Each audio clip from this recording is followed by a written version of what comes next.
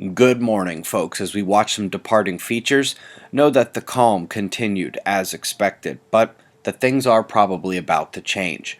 We come to spaceweathernews.com and take a look at the last day on our star.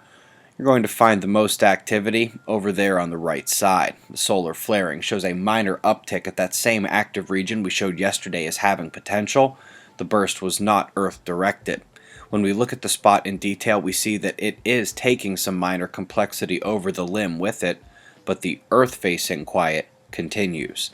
Solar wind intensity appears to have peaked out yesterday and will be weakening along with any geomagnetic disruptions until the next coronal hole impacts our magnetic field.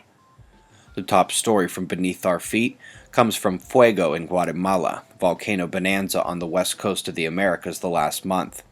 Now, other than that, we had a very, very quiet day in terms of planetary shaking. Yesterday, we told you to enjoy that calm one more day, but today, we can begin to focus the timeline for the next uptick. Most likely time is tonight through tomorrow morning. Awesome article out from the University of Alberta. It turns out that when you peel back the upper gaseous layers of our system giants, their weather patterns look a lot like sunspots and Earth spots. I guess I'm going to call those Jupiter spots.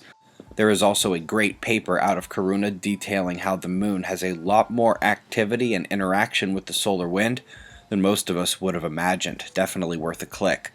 The extreme weather event of the day was a landslide in Oman that was caused by those rains from the two cyclones that swung through last month, still pulling back the dirt there.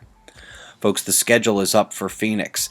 The talk titles and descriptions will be added soon, but for now, at least you know who is speaking when. We'd love to see you out in the desert January 30th and 31st for Observing the Frontier Part 2. Click the link below or get the details at suspiciousobservers.org. And for website members at Suspicious Observers, pay attention later tonight for the December planetary geometry and a big solar prediction for the end of this month. Got pressure and radar in our top viewer locations, followed by shots of our star to close. Earthquake watch is on the up and up, so I hope you enjoyed the calm. Last 3 days to pre-order our hardcover book before the next round of availability, but there's also only 83 left, so whichever runs out first. At 6:05 a.m. Eastern Time, and that's the news. Eyes open. No fear. Be safe, everyone.